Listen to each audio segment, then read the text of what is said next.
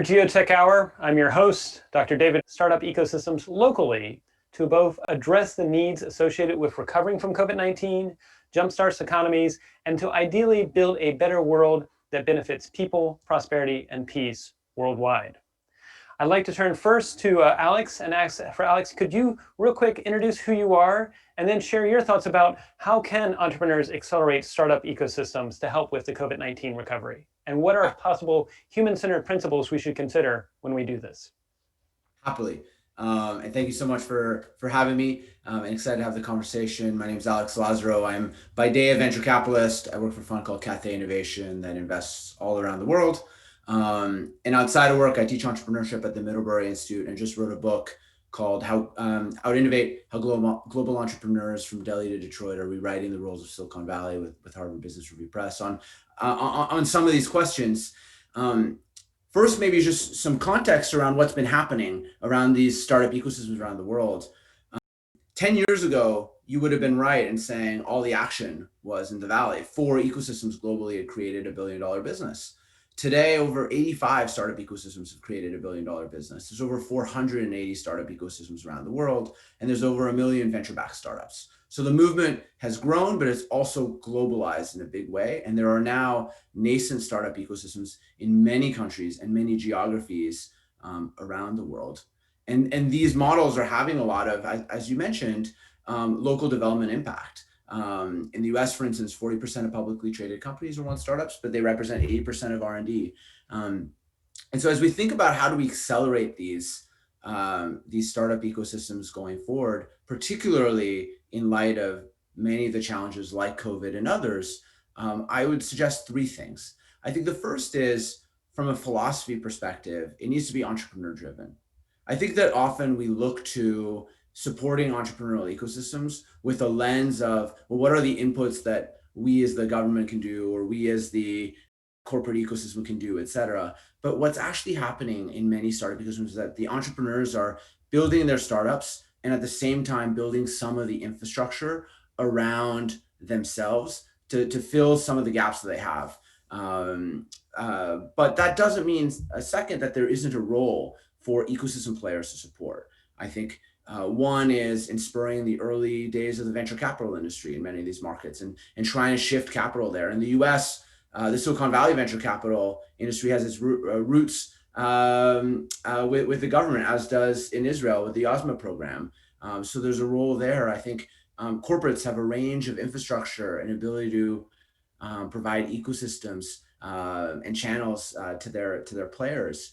And then on the regulatory side, some of the things that, in fintech, for instance, one of the big barriers to starting and scaling innovation can sometimes be fintech laws and financial services that were built for other industries. And so there have been sandboxes and things like that, attempts on the regulatory side to solve that. And then third, taking a philosophical approach on the types of projects that are going to get solved. And in the book, I talk about this notion of being a creator instead of a disruptor. So instead of looking at problems where there is an incumbent and looking to disrupt it with software, how do we instead look to market gaps and take problems in healthcare or financial services or education or agriculture and doing that. In the Valley, less than 20% of startups are in those industries. In many startup ecosystems around the world, the numbers are flipped. In sub-Saharan Africa, it's well over 60%. And so as I think about how do we scale startup ecosystems, but also scale startups that solve real needs, those are some of the dimensions I would think about. Excellent. And real quick, as a quick rejoinder before we go to our additional panelists, Alex, we have governments thinking about doing stimulus spending and putting possible stimulus spending to help jumpstart economies amidst the recovery from the pandemic. Is this a case where you would recommend possibly some of those stimulus funds going towards jumpstarting economies, or startups, ecosystems, and VC efforts? So I think that there's a bunch of dimensions. I think it could be tempting to say, let's put money in this innovation bucket. I think it's really helpful to think very critically about where are the gaps and how can you catalyze innovation. So I do think that there's room for it. I would think very specifically around how do we make it easier for people to start a startup and take that leap, particularly if they've lost their job and they want to do something. And so what are a couple of things that you can do there? Very early money. But two, I think it can be very tempting to think about the early stage and how many little companies there are that are getting built, because you can count them. One of the things that I've seen in my research that would really catalyze this over the long term is getting mid-sized companies to scale and to become, I call it older siblings, but the folks that have made it become role models for the next generation, who end up training an army of folks in how to scale a startup to a really big exit, who then become angel investors. And so one of the things I would urge policymakers is not forget these mid-sized companies and helping them scale through the pandemic and across. And so, yes, I believe so, but we can double click on some strategies as well throughout the panel. Excellent, and very well said and very nuanced. I appreciate that, Alex. Would like to now turn to Dr. Tiffany Vora, a longtime friend, first time at a Geotech Hour. Great to have you here. Tiffany, if you could real quick introduce yourself, and similarly, I'll ask you the same question, which is, how can we jumpstart these startup ecosystems, and what are possible people-centered principles we should keep in mind when we do this? Good morning, David. I'm so delighted to join you and all of our friends this morning for this conversation. I'm a molecular biologist by training. That's what my PhD is in. I've worked in industry, I've worked in academia. These days, I live in Silicon Valley. I've started 2 startups myself, and I am also the vice chair of digital biology and medicine at Singularity University. So watching how tech and societies and the future all come together is what I really enjoy doing and what I'm lucky enough to do for as a living. Now, I think what we're seeing now is that this COVID crisis has been accelerating trends that we've already seen, right? This is the COVID bump that everyone's talking about, whether it's automation, right? Robots can't get COVID, 2 thumbs up there.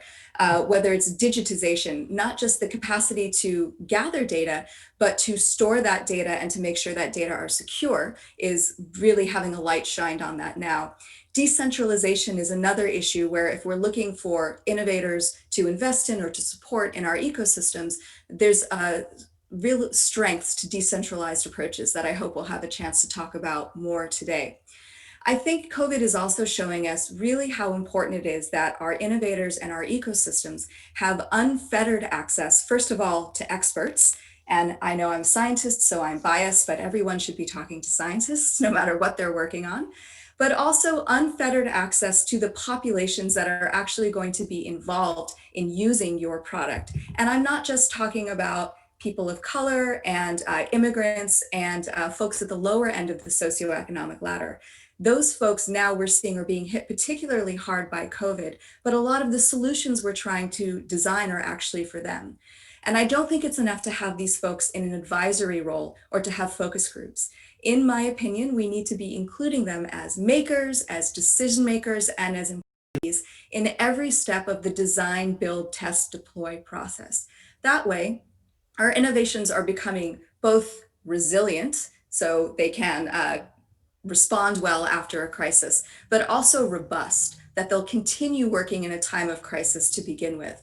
And I think when we do that, we're able to really remember that now we have a chance to lower creative barriers. We have a chance to lower the access barriers that people have to each other and to tech.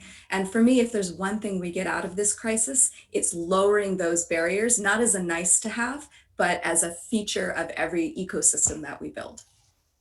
Well said, extremely well said, Tiffany. And so real quick, before I go on to our next panelist, I'd actually ask for a quick rejoinder. So for, like you said, helping people be able to sort of have that, cross over that barrier, go past the lower barrier. If there's someone that's looking for, how do I take the first step, that I don't see myself as an entrepreneur, but I want to be one, what would you motivate them to do? What's that possible 1 or 2 first steps that they would be able to take to actually start their journey on that path?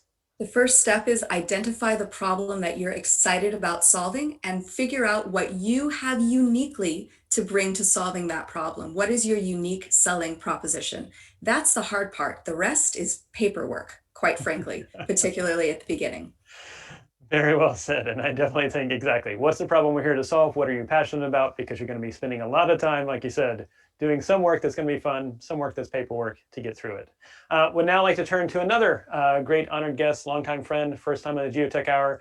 Harry, real quick, Harry, if you could introduce yourself, you have a great background, and then what are your perspectives as well as to what we can do to jumpstart startup ecosystems and do so in a human-centered manner?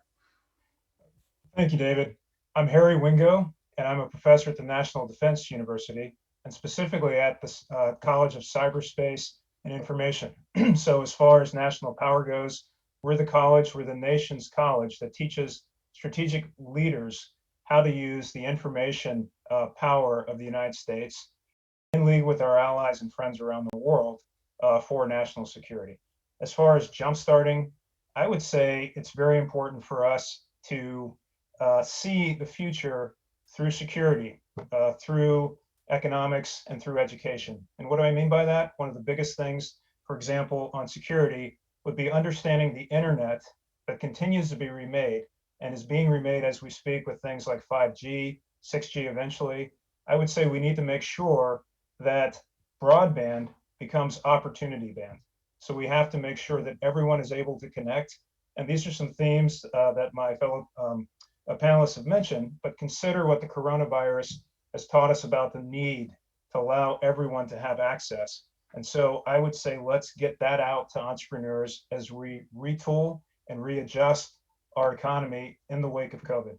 On economics, let's make sure that it is distributed, that it's decentralized, that everyone has access to opportunity.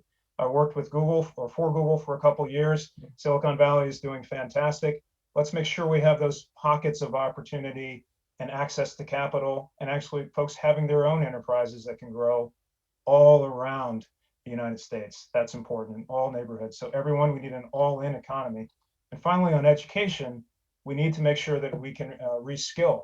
Folks are realizing that, that the hard-hit retail sector, for example, where someone has a restaurant that closes down, we're actually constructing the future as we work our way through this crisis. So I would say, let's educate everyone to understand how they can do that. And this comes back to broadband, and it really needs to be something that everyone has access to, just like every American has access to clean water, electricity. We need to have access to what next generation technologies of connectivity will allow us to do. And finally, since I am with the National Defense University, I'm not speaking for the Department of Defense, but I will say, looking at how we are aligning what happens in the economic space and the civilian world, and understanding how that will empower us in this dangerous world of great power competition that we have. And so as far as people-centered internet and people-focused values, privacy, resiliency of our networks, but also making sure that human dignity, human rights are respected. And that of making sure that we build these types of opportunity generating networks on our terms with our friends and allies. So I think that's how I would jumpstart, the opportunity for the future. Thank you. Very well said, and I appreciate it, Harry. And sort of building on what you just said, it seems like you're making the premise, and I would agree with you that in some respects, internet connectivity is the roads of the 21st century. And if we don't have roads to rural parts of the country, we don't have internet connectivity to rural parts of the country, if we don't have internet connectivity to the inner city, then we're leaving people behind. And we're unfortunately not lowering the barrier of entry for them to be able to participate. So I really particularly like what you're saying about let's make sure we do so in a way that's principled, in keeping with privacy and doing what's necessary for an open nation. Does this sound like maybe a rallying call for 2021 and onwards, Harry, that you would say is let's make sure everyone that wants internet access can get internet access so that they can actually participate in these ecosystems? Would that be something that you would agree to and something that we should look towards to 2021 to do? Absolutely. I think we have to go back to, in a way that is suitable for a democracy and our particular kind, to work with our friends and other democracies to say, absolutely, these networks are networks of opportunity, but also it allows us to be more human, frankly, and for dignity to exist not only in our nations, but around the world. And we are facing challenges, from nations that are growing in economic power.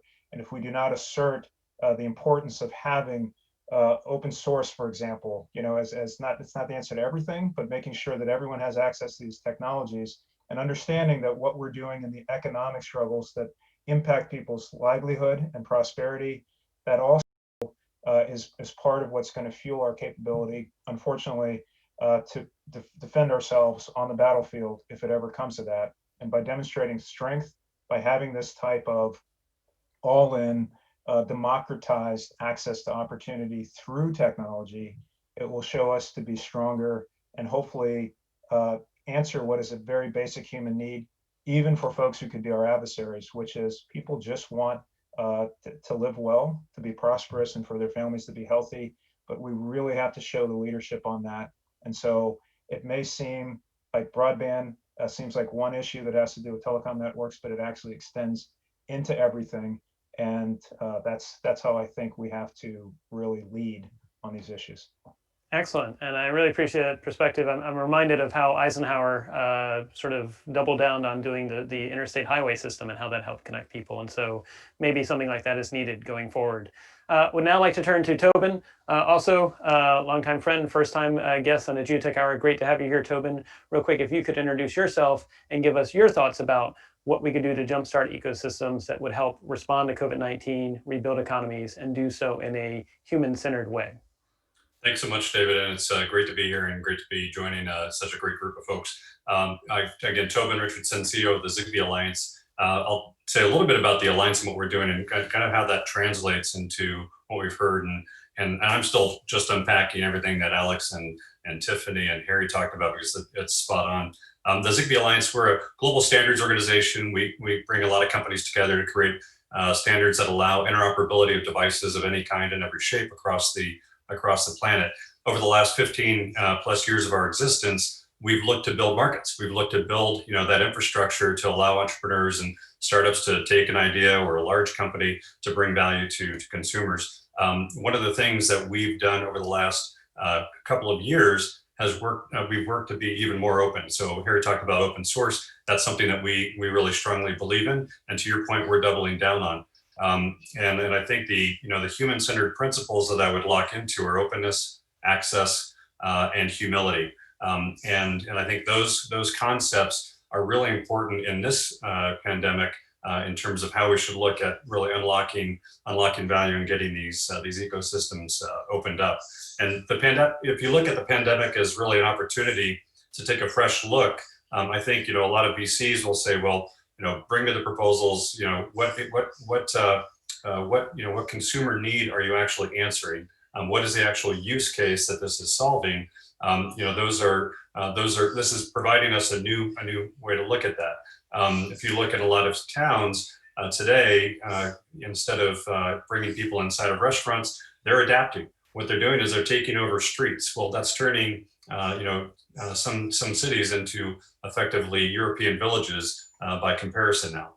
So that begs new things about, new ideas about transportation and bicycles, right? So if you look at, if you take a step back and look at, it's not just toilet paper flying off the shelves, it's also bicycles are completely gone right now. It's a 5 to 6 month wait to get any kind of bicycle, unless you're willing to spend $7,000 on one. So just taking a look back, taking a step back and looking at what are the market forces, what are the market dynamics that are changing as a result of the pandemic, and that gives you an opportunity. So what can entrepreneurs and the VCs do to help that? Should do more of what they've done before, but one of the biggest values they had was really curiosity. And that curiosity demonstrated through bringing those together. So in Silicon Valley, one of the things that was very difficult to replicate, but has been replicated in London, Shenzhen, Paris, and several other spots, or even around the US, is they bring people together. In Palo Alto, you've got lots of coffee hours. Several venture capitalists always are hosting different happy hours, invite folks in, and that's a part and a place for us as humans to get together and just share ideas and build off of each other. Oh, well, I saw this about that, the way that restaurant took over 5 parking spots. Well, I saw this part here, right? So it's that mashup. So we have Zoom. We're using Zoom today. The Zigbee Alliance, we use GoToMeeting and some other things. For our community of several thousand engineers from companies large and small around the world, we look at how do we continue to support that interaction and that collaboration in a way that's really useful. And I think VCs can do this, and they have done it before in person, and now we can do that a little bit more virtually. But we also have to think about that optimism and that adaptability. We are going to get back together at some point, and so I think we can build a bit of a bridge right now.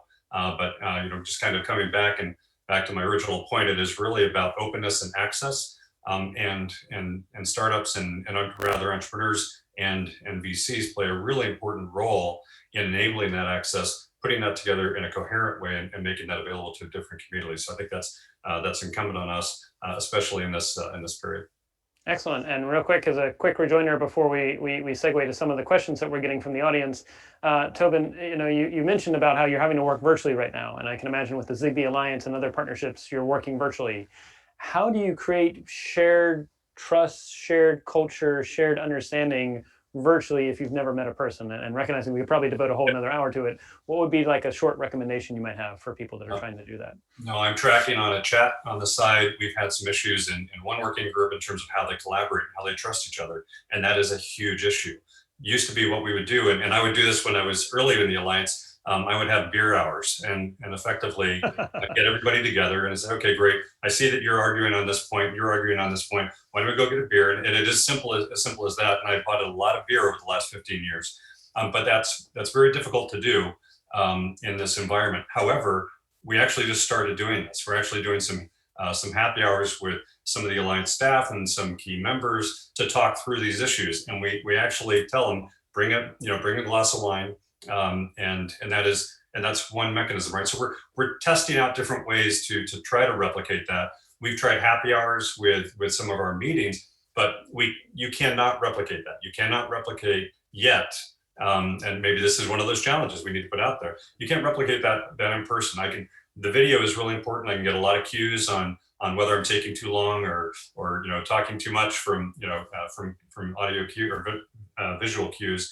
But you don't have a lot of the other context. And when the conversation's over, it's over. It's gone. The person's disappeared, and you don't know kind of where this landed. And there's no buildup or not. And so it's a really fast-paced environment. So, but your point about that element of trust is one of the most important things that we're. I wouldn't say we're struggling with, but we're taking on, and we've a lot of that is through feedback and a lot more communication. And then the short answer is it's a lot of effort. It's a lot of work. Our team and our staff is working harder now which is, I don't know how it's possible, working harder now than they were before because it requires a lot of direct one-on-one clarification with different key stakeholders. Very well said, and I think you're absolutely right. I'm seeing a lot of cases across the board where people are having to work harder on relationship building, relationship management, bridge building now with COVID-19, given the challenges. And it's leading to some very long hours, but hopefully, like you said, we will get through this and we will be able to actually all have a drink together in person too. So we actually have a question that tees up well from the audience. The question asks, are we seeing any particular growth in sectors during the pandemic? I'm going to go first to Tiffany, recognizing that your background includes bio and health. Are you seeing particular trends in these specific sectors or growth in specific areas? Well, I'm seeing a lot of folks figuring out how they can get in on the COVID testing, either for the virus or for antibody sector. The therapeutic sector, of course, is also very active, but in terms of the money and the time and the infrastructure you need to do therapeutics testing, that's a very terrifying beast. Whereas in order to have a test that people could use, that's a slightly lower bar to entry. Not zero, thanks to the FDA, but a slightly lower bar to entry. I'm also seeing a lot more interest in figuring out how to take digital cues from things that maybe in the past weren't necessarily obviously linked to health, but how can I take those things and use them to get a COVID insight that's what people really want right now? So just as a very simple example, Fitbit has done a few studies where they've looked to see if we look at massive Fitbit user data sets, can we figure out when people are starting to feel sick and then ask them whether they've had a COVID test and whether it's positive or negative. And again, this is amplifying a trend that I saw before, but now what we're seeing is a real emphasis on this because you just can't get to the people where they are the way you need to. So let's use the tools we already have in order to transform. Another thing, just very briefly, that I'm seeing exciting is this repurposing idea that I told you about. A lot of us folks who work on DNA, we're talking a lot about the potential for CRISPR as a really accurate diagnostic. But the majority of the story and the majority of the innovation that people were hearing about had to be using CRISPR therapeutically.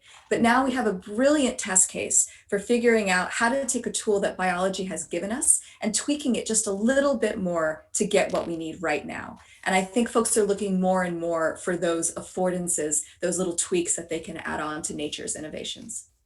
Very well said, and I believe the phrase is necessity is the mother of innovation. So if there was ever a time in which necessity is driving things, I think you highlighted some very key points there, Tiffany. Thank you. I'm going to go now to Tobin, recognizing your background includes the Internet of Things and sensors. What are you seeing in that space that might be either particular trends or growth in that area as well? Yeah, so interestingly, we're still seeing a lot of focus on smart home.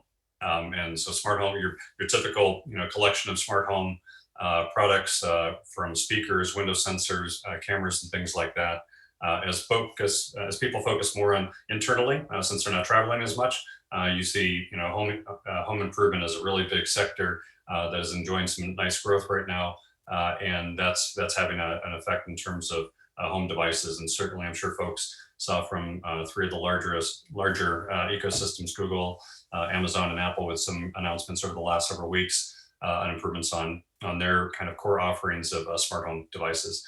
So those are still continuing at pace. Interestingly, on the manufacturing side, I talked to a lot of the leads on their manufacturing lines. A lot of that's physical product, and how they would do that is a lot of teams designing in Silicon Valley, Cupertino, and others, and making trips to China to kind of line that. They're having to figure out new ways of manufacturing in terms of kind of this virtual, taking out potentially fewer or taking out potentially more steps in that process that would turn into quality. So there may be some interesting effects in terms of the quantities and volume and quality of products available over a given time.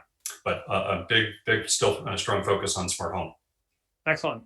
All right, so Harry, I'm going to go to you both to ask if you're seeing trends when it comes to drones and cybersecurity, and then after that, I'll have a quick rejoinder. But first, are you seeing trends when it comes to drones and cybersecurity in the startup space? Absolutely. What we're seeing is a response to what has become recognized as a great power competitor, China, having the lion's share of certain types of drones that are being used in airspace for things like public safety. And by that, I mean DJI, which is a Chinese company. And what we're seeing as a trend is you've got other companies who are based in the United States and are using as much as they can of supply chain components that come from either the United States or from Europe or from our allies, and trying to get a bit away from relying solely on China for parts. So you have companies like Skydio, and there's several others that were able to go on the schedule for government purchases as a result of trust in the components and where they're put together. Another really interesting trend I'm seeing goes to artificial intelligence and autonomy. And there are two fellow, I was a Navy SEAL officer for several years before I came into the private sector. And there was an Admiral Brian Losey, who's part of a company called Shield AI, which has grown beyond 100 people in San Diego. And I think Brandon is a younger SEAL who is one of the co-founders of that company. And the trend there is that they have been doing operations for national security. I won't go further into it, for 2 years now. And they had a drone, an aerial drone, that could fly through a building without any human intervention, grab geospatial information indoors and around a small area without any human intervention. So we're starting to see the trend is to try and build these things in the United States or in countries that share our values. And that is something that's happening definitely with small drones. But I think we're going to see that type of concern come into self-driving cars. People will ask the question, if we're looking at not just ethical AI, and computer vision is another thing too, how do we trust the algorithms, but also the compute, the chipsets on which this goes? So that's where cybersecurity and AI security as a trend are starting to come together, which is really interesting, has implications for national security, of course, but these are challenges, if you look at the privacy side, that are facing us in the civilian and commercial sphere. Excellent. And so that was actually a good segue to the question that we got asked by a longtime friend of the Geotech Center as well. Terry asked the question, so in a world of espionage, cybersecurity, and hackers galore, and recognizing we're talking more about black hat as opposed to white hat hackers, how do you make sure that your startup IP and everything like that is not exfiltrated or the financial gain? So Harry, recognizing again, probably could devote an entire new hour on that. What would be your recommendations for startups that want to make sure they don't have their online collaboration or their IP or their financial records walk out the door in their startup phase? Right. That's a great question. And very briefly, I would say, remember that you have a community of those who are here to help you with cybersecurity. And so that goes beyond just the recommendations are out there from great teams like Department of Commerce, National Institutes of Standards and Technology on standards and baselines, but you can also reach out to communities of interest to tell you the best practices. But there's a lot of exciting research that's going on. And when you go into this domain of chipsets and Internet of Things, for example, I think the University of California at Santa Barbara has a security lab where they recognize the challenge that extracting code from Internet of Things devices is difficult. You have to actually perhaps look at what you have, run it on virtual hardware. And so that type of emulation is going on. Consider Data Tribe. Data Tribe. Data Tribe is a Maryland entrepreneur outfit, again, for decentralizing, as Tiffany said, and democratizing these types of technologies. Data Tribe is made out of a lot of former national security professionals who now have venture funded, private equity funded startups in Maryland. So I would recommend go to companies like Dragos on industrial control systems, listen to the CyberWire podcast, for example. So those are some suggestions, a couple things, but there's lots of people here to help you.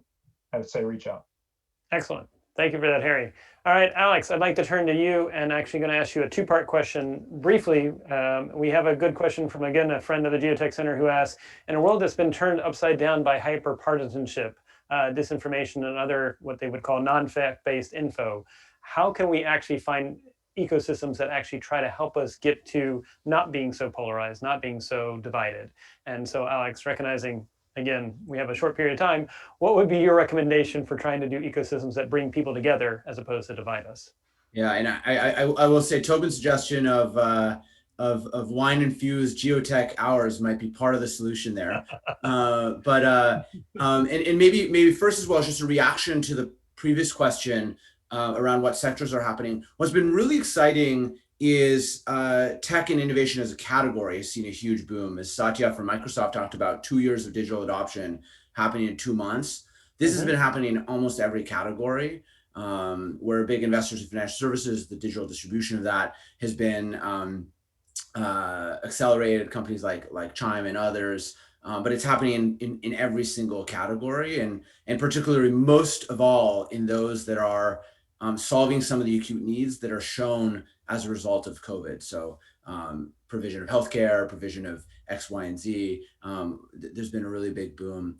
To your question around partisanship, what's interesting is I actually think a lot of these massive challenges, it is not new in the United States, for instance, it's not new that there are 60 million Americans that are unbanked or underbanked. It's not new that there's 85 million Americans that have insufficient access to healthcare and things like that. We've shown a light on it as a result of COVID because it's really hard to get money in people's hands with PPP. It's really hard to get the incentives right to get people to take care of themselves. The question is how we might solve it. And I actually think that innovation and business model, innovation, both kind of using technology to open up different types of business models and then rethinking the business model as well, can actually be a way that we bring people together, where we can, through entrepreneurs and through these new business facets, I actually think we're going to see I think we can find common ground on that. And one of the exciting things, it is top of the policy agendas, and not just in the U.S. but around the world, around these questions of innovation and entrepreneurship. I think that is common ground that brings us together. And so I actually think it's really focusing on how do we get the solution, how do we think about the business models. Then there's the question of like how do we support these entrepreneurs from an ecosystem perspective. But I have optimism on that question with the lens of entrepreneurship specifically. Well said, and I think you hit the nail on the head, but if we lead with the problem to be solved, we'll discover that we all care about the problem being solved. And the nice thing about startups is it allows us to have different approaches to it to see what works, and we can actually be informed by experiences. So very well said, Alex. We have an emergent question real quick, and I'm going to go first to Tiffany and then to Harry. It's a real quick question about, well, real quick, again, easily could be another geotech hour. artificial intelligence. Tiffany, there's a question about, do you have insights about AI being used to discover more about COVID-19, how to deal with the virus, how to discover treatments with it? Is there anything you're seeing that's interesting trends on that space? And then Harry, I'm going to go to you, ask the same question about AI, more from cyber defense and dealing with threat management. So Tiffany first. So, oh my goodness, yes. AI is proving to be a really powerful weapon that we have for doing investigations of the virus itself and of potential interventions. There's a couple of reasons for that. One is because, a lot of people complain about AI being a black box and us not understanding how it works. But at the same time, the positive side of that is if you are doing your AI correctly, it's not saddled with all of your human biases. Now, we're not particularly good at designing those AI systems yet, but we're getting better and better at shining lights on them and getting more diversity in the room to get rid of some of those human biases as we code. And one of the major strengths of AI, again, is its speed. So if we're now using AI, lots of pharmaceutical companies in particular are using it to in silico churn through libraries of hundreds of thousands, if not millions of molecules that are literally sitting on the shelf and churning through both the chemical properties, the chemical structures, but also just the data that are sitting in these repositories from when people tried this molecule for some other context before and it didn't really work. And this is huge, right? It helps with repurposing. It helps with moving things quickly through the preclinical phase, because if you had to use robots or, God forbid, graduate students or technicians to do this, we would still be running on a model that is the model we used for 50 years. And we just don't have time for that anymore. So AI has been a really, really powerful tool for every arm of defense that we've got scientifically against COVID. Excellent. Thank you, Tiffany. Now, Harry, your same question on AI, thinking more from a cyber defense and threat management perspective. Yes, so absolutely. And building on what Tiffany just said, imagine in the context of response to the coronavirus, I understand Carnegie Mellon University has an effort on something called automated science. So instead of having PhD students work through the laboratory and you're doing like the type of research that could lead to some type of advances, you have robots that actually are working in a laboratory. The question is, how do you actually move forward in a way that AI moves from just pattern recognition to understanding within certain domains to have a certain type of contextual or common sense machine learning? And that's an effort that DARPA, as you know, is working on for their next wave of AI. The cybersecurity component, it's interesting, making sure that AI is not brittle. And so moving away from deep learning, it's been a great, it's not a one-trick pony, but it's been a great ride. But we have to start to expand out into going into the ways that our own brains work, where you've got this context, that context. So I would say I'm inspired by Dr. Will Roper with the Air Force, and part of the effort for acquisitions to say, imagine a virtual world, a digital twin environment, to where you construct these types of meanings and you leverage what Tiffany was saying about artificial intelligence. It's always on, it's always moving forward. Then you have communities of experts that are doing the MTurk or mechanical Turk work inputs, and it's not just reinforcement learning. You actually have a platform, a digital twin platform, where you can co-design the future. What's interesting on cybersecurity specifically, if everyone looks at the Cyberspace Solarium Commission, which Congress worked through, one of the more interesting suggestions was to have a joint collaborative environment, to where you're moving beyond things like sticks and tacks, you're not good at technical, but where you're sharing cyber threat information at machine speed. What's the next level of that, to where AI can grab the context from a protected, of course, digital twin environment and actually have people collaborate, co-design a more secure future, but have the AI catch that in a kind of next generation cradle for AI and learn and move forward. I think if we're looking at that and it starts to work for protecting networks, that will be something that really advances us and will have payoffs for any number of other parts of the economy. Very well said. And in some respects, it's almost like what we're learning from COVID-19, that we need to always be monitoring to make sure there's not a second wave or some new pandemic. We may need to do the same thing for cyber defense, which is, can we create a trusted, like you said, joint environment to monitor for that as well? So May I amplify sure, go ahead. that he said?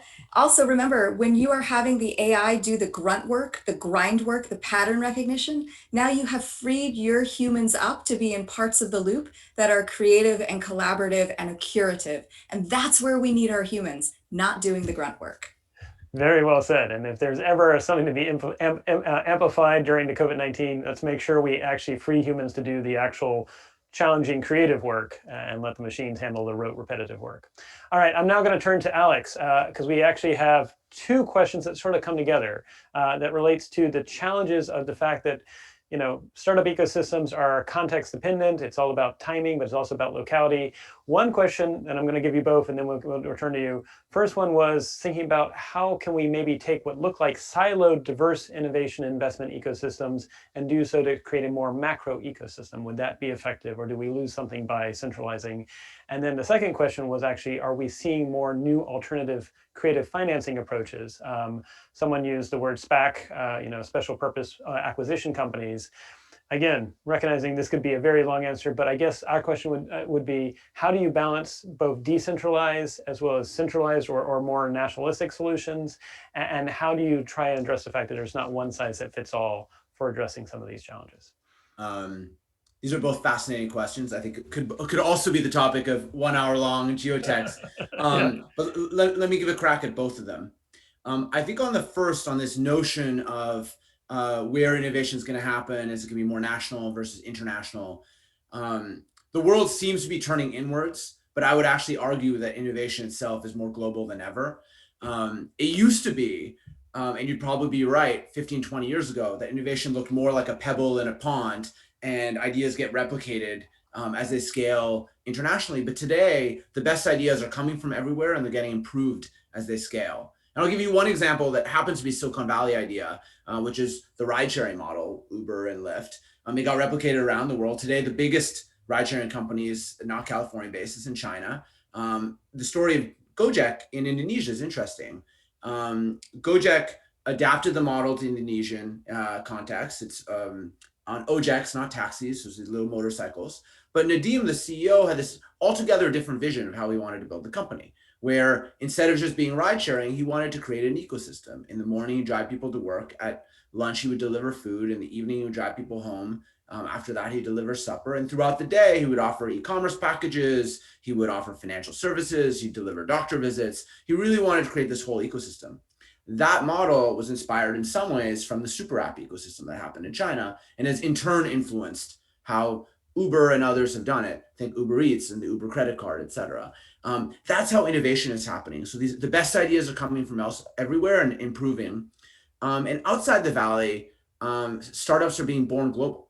They're building a muscle, an organization, a fabric, a culture that can scale across borders, sometimes out of necessity, the local market is smaller, and sometimes out of practicality.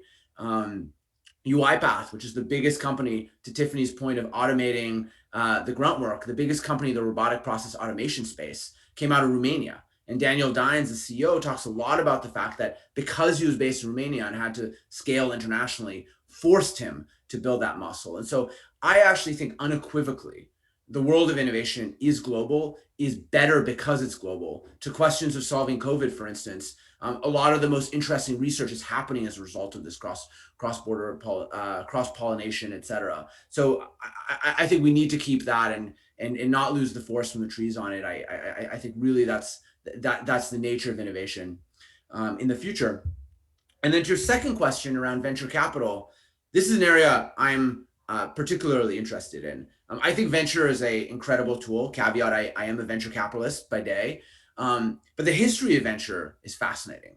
I often ask my students where they think the venture capital model came from, and they'll often guess Silicon Valley. The roots are much older. So it actually comes from the whaling industry. America, one country, had 70% of the entire industry, and one town, New Bedford, had 70% of the US market. Not because they had better boats or better captains, only because they created a financing mechanism that helped aggregate risk. Each individual boat was highly risky, but a portfolio together was pretty interesting. That model was adapted to venture and has worked extraordinarily well for a narrow set of companies. But I think as the VC model continues to, as the entrepreneurship movement continues to globalize, and there are different types of companies in different types of contexts, we also have to think about how do we adapt the financing mechanism. to those entrepreneurs. And as one entrepreneur I interviewed said, the tail can't wag the dog. So the startup strategy cannot be dictated by the funding mechanism that's available. And so I think that there's a bunch of these new tools that are being pioneered today.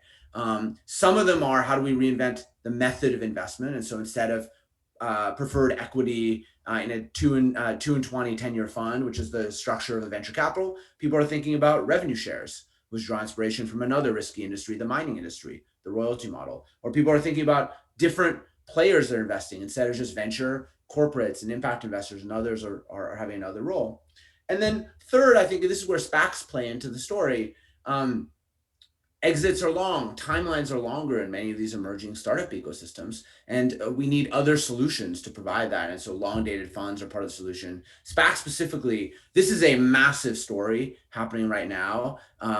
It's not a new vehicle. This idea of reverse merger has existed for a long time, but it's taken new life in this application in the technology industry. I actually think the most exciting application of this has not actually been done that much, which is instead of taking companies and where the value proposition is speed to IPO, which is what's happening today in the Valley, it's instead looking outside the Valley and some of these more emerging startup ecosystems and saying, hey, where IPO would have been hard or impossible, how do we actually provide that tool? And that actually being a catalyst to innovation. So I'm excited about this. I think we're still early days on a bunch of these things, but excited about it. So I'll pause there. Excellent. Well, thank you. I really appreciate that. And I think your context was appropriate to say, recognize that actually a diversity of approaches that are still born global can lead to vibrant ecosystems that are done locally and actually sort of grow from there. I'd like to now turn to Tobin, because I'm going to ask you a similar question, recognizing that, startup ecosystems are context dependent and depend on both time and location. But you're at a nexus that's dealing with both public and private sector efforts. How do you balance that? How do you balance that there may be different activities that is accompanied, but also is tied to a nation that may or may not get along with other companies from other nations? And so how do you bring these people together and work together? Yeah, no, it's a fun challenge. It's a good point, right? So, what Alex was talking about in terms of creating that nexus, that two parts, I guess. One is, I'll talk about the second part in a minute, is bringing those companies together, but having those regional components. The Zigbee Alliance, as one example, is a place where we bring companies from all over the planet together. And so we agree on those base common components about how these devices connect. And we're bringing in that market knowledge from the companies like Xiaomi in terms of they have a huge door lock business in China. Great. How do we bring that into the standard so that is then common across all door locks around the world? And that's a really valuable thing. We do that because we've built that community, and then we nourish that community over time by ensuring that there are ways for them to participate both in the organization but also in that technical development. So that's kind of table stakes. And when we talk about how people can look at what those, what's happening in those different areas, finding global fora like the Zigbee Alliance is a great way to do that.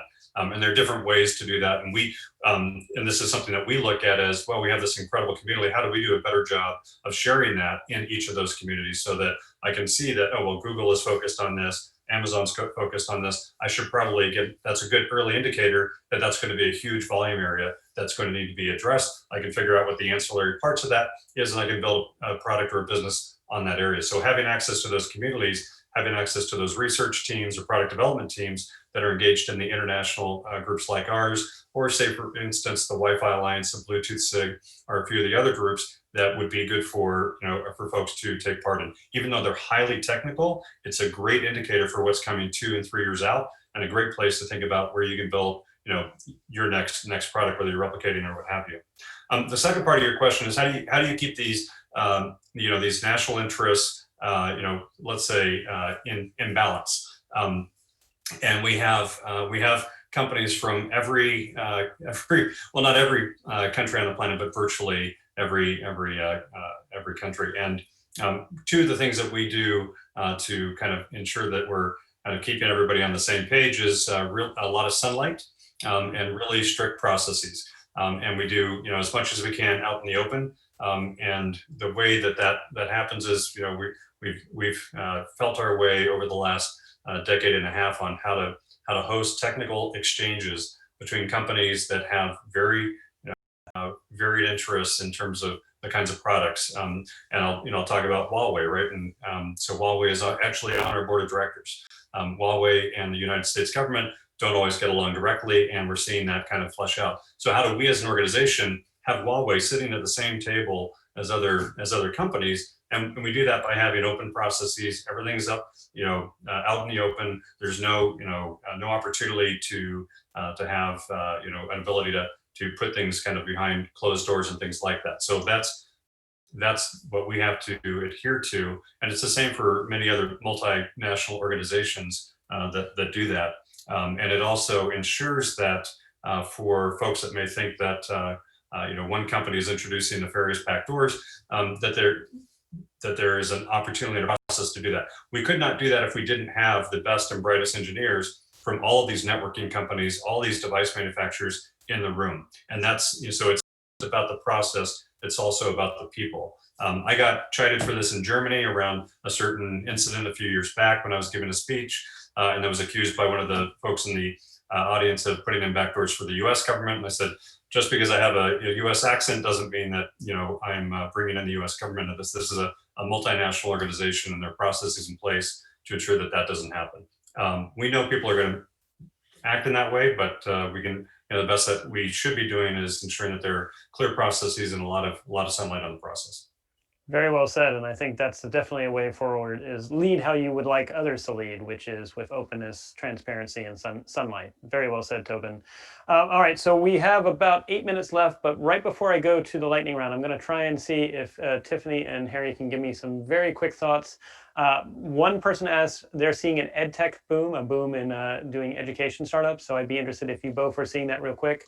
And then in particular, Tiffany, is there a role for education to help make sure that as we do these startup ecosystems, we're thinking about ethics, we're having people think about third and fourth order consequences to make sure we end up with a better world, not a world that everything's extracted and there's not value left behind? So Tiffany, real quick on that. Excellent. I'll take your second part first. So I think as we're reformulating what education means, how education is consumed, who it's produced by, we have a chance to make ethics part of the central part of the conversation and not something that we tack on later in order to check off some sort of regulatory or oversight box. So because we're building from the ground up, we have a chance to get that right, and I'm excited about that.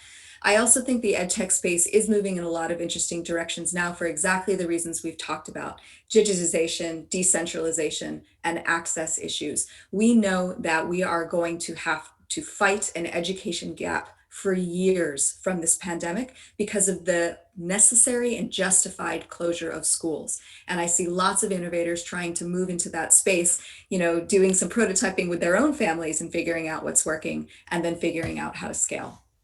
Well said. All right, I'll go real quick to you, Harry, too, in about a minute or so. If you could just, one, are you seeing also education startups? And then particularly from your perspective with National Defense University, is there a role to train startups and employees to bake in security as a culture of the company on day one? Be interested in your thoughts there.